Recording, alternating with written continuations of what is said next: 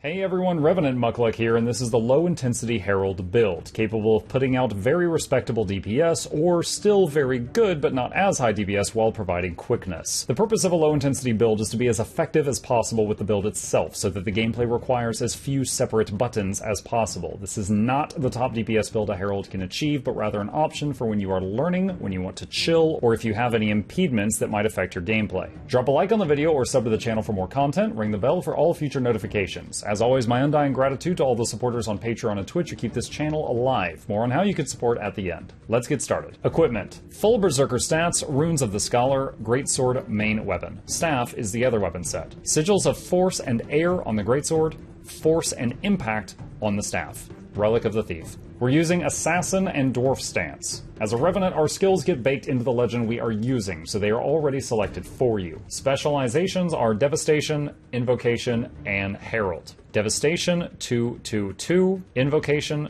2-1-3, Herald 2-1-3 for the DPS option, or this trait instead if you're doing the Quickness option. Most of these traits offer passive bonuses, a couple are worth pointing out. Unsuspecting Strikes and Swift Termination will give you a damage bonus when hitting targets above 80% health and below 50% health. Apparently we never learned how to fight someone between 80 and 50% health in Herald School. You will see larger damage during those windows, that is normal. Gameplay. Press Greatsword 2 and 5 every time they light up. If you are in Dwarf stance, use Vengeful Hammers. When your energy gets low, swap to Assassin and immediately activate Impossible Odds. When your energy gets low, swap back to Dwarf stance and use the hammers again. Repeat. Overall, this rotation is using 4 buttons.